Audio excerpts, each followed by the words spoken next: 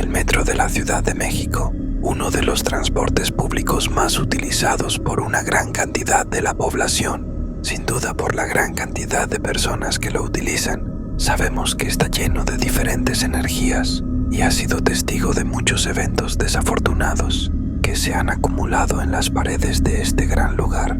Tragedias, accidentes, personas que han dejado su vida en ese lugar, maldiciones, backrooms y muchos seres extraños que habitan las diferentes estaciones que recorren esta misteriosa y gran ciudad. Hoy les traigo varias historias terroríficas para cada uno de los testigos que las vivieron. Prepárate para escucharlas y sentir el verdadero miedo. El niño perdido de Hospital General. Hola, soy conductor del metro. Les quiero contar una de las experiencias que he vivido en el transcurso del tiempo que llevo trabajando. Casi al finalizar el servicio en línea 3 del metro, empezó a fallar la señalización y cuando se terminó el servicio mandaron personal para reparar la falla y llegaron a Hospital General a la 1 de la mañana. Estuvieron trabajando en la interestación del lugar, antes mencionado a Hospital General, y al dar las 3 de la madrugada, uno del personal que fue a atender la falla empezó a decir: ¿oyeron eso?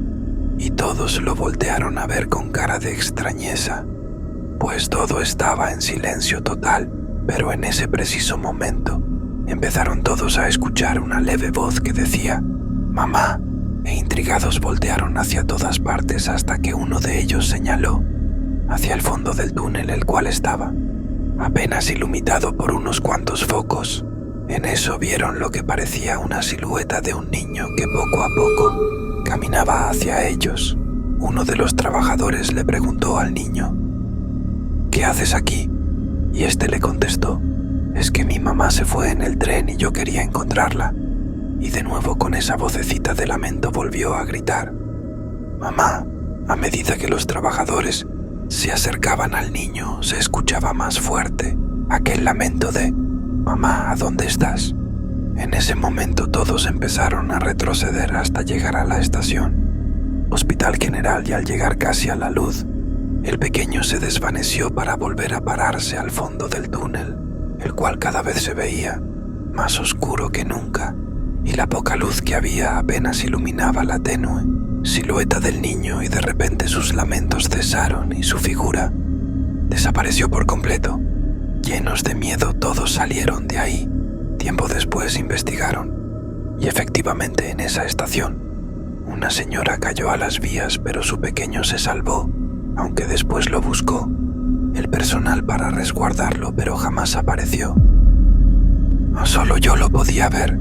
Resulta que yo trabajaba en el centro histórico y la línea que usaba para llegar al trabajo era la B, que va desde de Azteca a Buenavista. Mi turno era intermedio y salía de trabajar a las 7 p.m. hora pico. Para poder alcanzar lugar ya sea sentada o de pie, lo que hacía era irme hasta Buenavista, pues yo bajaba hasta CD. Azteca. Un día pedí salir un poco más temprano y me encontraba en Buenavista a eso de las 6 o 6:30 p.m. Había muchísima gente y yo logré colarme casi hasta enfrente, por donde se encuentra la línea límite entre el pasillo y las vías del metro. Ya estábamos esperando a que el metro cambiara de carril para que pudiéramos abordarlo, y me dio por asomarme un poco para ver si el metro se iba a seguir por el túnel o si se iba a cambiar de carril. En eso pude notar que del otro lado del carril, del lado donde está el túnel del metro, había un niño de entre 8 o 10 años asomándose a las vías, corriendo de un lado a otro como buscando a alguien. Del lado del túnel el metro ya estaba cambiando de carril, por lo cual su avance era lento, y de repente el niño al otro lado se aventó a las vías del metro y corrió de un extremo al otro, donde me encontraba yo. Lo primero que pensé fue en maldecir, pues había tenido un día de trabajo pesado. Me encontraba fastidiada y no había pensado bien en lo que estaba presenciando. Creí que el servicio se iba a detener por el acto del niño. Sin embargo, el metro continuó avanzando. Creí que el servicio se iba a detener por el acto del niño. Sin embargo, el metro continuó avanzando normal y el niño alcanzó a subirse del otro lado antes de que el metro lo golpeara. y lo perdí de vista entre la multitud. Cuando me subí al vagón, comencé a analizar lo que sucedió y se me hizo increíble que cuando el niño se arrojó a las vías del metro, nadie reaccionó. Todo el mundo estaba en sus asuntos. Cuando una persona normal se hubiera horrorizado y gritado de preocupación, el niño tampoco se vio afectado al momento de caer y correr por las vías, pues se supone que te pueden dar una enorme descarga eléctrica si tocas cierta parte de las vías.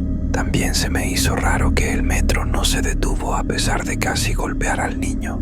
Quedé muy confundida y no supe qué acababa de presenciar. En mi Facebook publiqué este suceso y algunos amigos que viven por la zona me contaron que también han visto al niño y se dice que el niño murió por caerse en las vías del metro hace algún tiempo y su espíritu suele vagar ahí, corriendo entre los pasillos y las vías del metro. Después de este suceso, jamás lo volví a ver. El backroom de la línea 2. Vengo a platicar mi historia que me pasó en el metro de la CDMX. Todos los días ocupaba el metro, pues iba a la vocacional 13 en Taxqueña. Yo vivía en Ciudad Neza, así que como la mayoría, llegaba al metro Pantitlán temprano, alrededor de 5:30 de la mañana. La ruta siempre era la misma de lunes a viernes, de Pantitlán a Chabacano, y hacer el transbordo a la línea 2 para ir a Taxqueña. Una mañana como cualquier otra, hice el cambio de línea en Chabacano, pero esa mañana fue diferente. Esa mañana sentí como cuando entras a los famosos backrooms. Quien hace el transbordo en esa estación saben que es difícil de confundir la dirección de metro que quieras tomar, pues hay que cruzar todo el puente de la estación para ir con dirección al sur. Como todos los días, me subí al tren que iba llegando. Me dormía unos minutos y siempre despertaba en el metro Villa de Cortes alrededor de 6:25. Casi siempre me despertaba a esa hora, pero esa vez no me dormí y cuando me di cuenta ya estaba en San Antonio Abad, una estación adelante de Chabacano pero en dirección a Cuatro Caminos. Me sentí confundido y las bocinas del tren confirmaban que iba llegando a San Antonio. Me bajé en esa estación y se sentía raro el ambiente, con mucha tranquilidad pero con mucho nervio, pues no pasaba ni un solo auto sobre la calzada de Tlalpan. Las luces de la estación estaban a mitad de brillo y el tren del que me bajé no se iba. Me puse muy nervioso. No sabía qué hacer, pues me preocupaba más por llegar a la escuela a tiempo que realmente por lo que estaba sucediendo. Mi teléfono ya marcaba 6:35 de la mañana. Esperé por el tren que fuera en dirección sur y después de 2 minutos por fin llegó. Lo abordé y me aseguré que ahora sí tuviera la dirección a Taxqueña. Nuevamente, como de costumbre, en el metro Villa de Cortes. Revisé la hora y eran 6:25, sí. Había regresado 10 minutos en el tiempo. Me empecé a sentir mal y así me fui hasta la escuela. Cuando llegué a la vocacional, lo primero que hice fue ir al baño y volver el estómago, pues me quedé en shock y tenía los nervios a todo lo que daba. Nunca platiqué esto a nadie hasta años después. Me enteré que no era el único que le había pasado eso. En el metro, una mujer extraña me seguía. Quiero contarles lo que hoy me acaba de pasar. Yo trabajo en la Ciudad de México cada 15 días hoy. Precisamente tuve que salir 1 hora después del horario normal.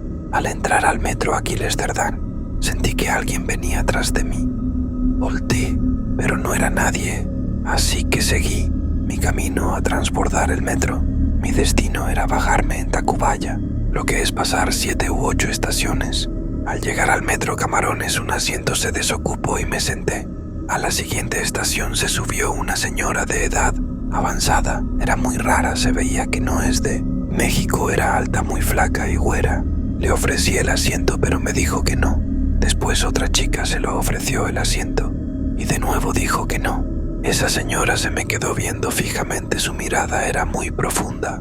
No podía dejarla de ver.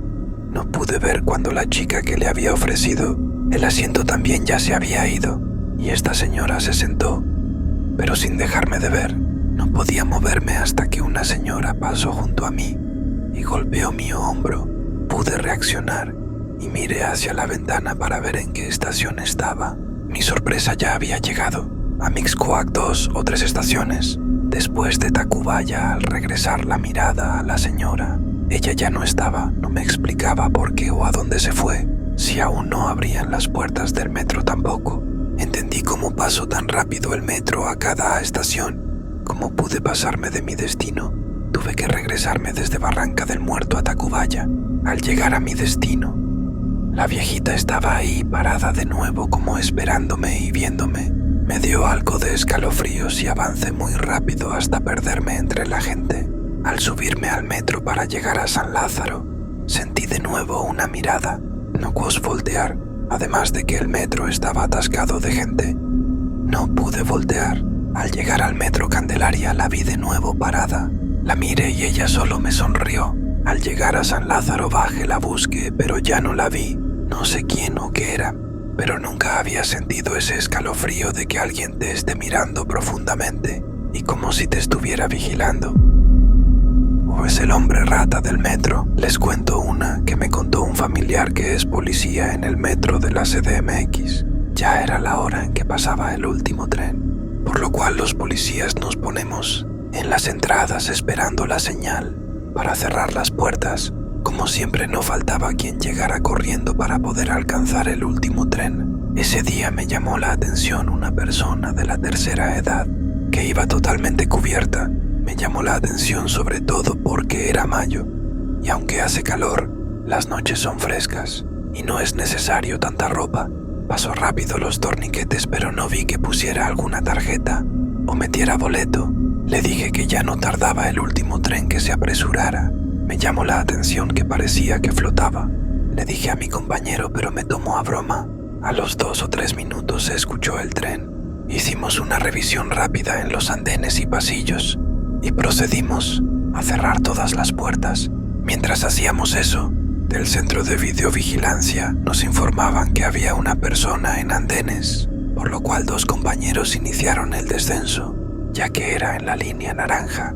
En esas estaciones profundas y a esa hora ya no funcionan las escaleras eléctricas. Mientras en la parte de arriba nos disponíamos a cenar, escuchamos gritos como de pelea, pensando que tal vez era un drogadicto que se había metido por algún túnel. Iniciamos el descenso, pero los gritos se seguían escuchando, pero ahora eran como terror. Al llegar al andén, vimos como algo intentaba arrastrar a nuestro compañero al túnel, por lo cual empezamos a correr y a gritarle groserías. Esa cosa, al ver que éramos varios, soltó al compañero y se fue corriendo por el túnel. Escuchamos durante 1 minuto cómo se alejaba y las pisadas se escuchaban más lejanas. Al preguntarle al compañero dijo que al bajar vieron que alguien, cubierto con cobijas y ropas viejas, estaba en el andén. Al verlos brincó a las vías. Ellos, creyendo que era un drogadicto, corrieron para agarrarlo, pero al llegar notaron que no se le veía rostro. Parecía una persona como de 1,50, totalmente cubierta. Olía muy mal y solo emitía como chillidos como de rata. Al querer agarrarle lo que parecía un brazo, le dio un arañazo al policía, el cual fue algo profundo, ya que empezó a sangrar mucho. El compañero, al ver esto, sacó el bastón y le dio 2 golpes en la espalda y pierna. Fue cuando vio que era como un gorila, pero más feo y con mucho pelo, por lo cual del miedo se quedó helado. Empezó a reaccionar cuando esta cosa lo agarró de una pierna y lo empezó a jalar al túnel, que fue cuando llegaron los demás compañeros. Solicitaron una ambulancia para los 2 compañeros y los atendieron, aunque llegaron más policías e hicieron el recorrido en el túnel que comunica a la siguiente estación. No encontraron nada, solo vieron arañazos en algunas paredes y cajas de la instalación eléctrica. Para más historias así, comenta y danos me gusta, así apoyas el canal. Platícanos tus experiencias en los comentarios y tus opiniones, que estaré leyendo. No olvides revisar debajo de tu cama.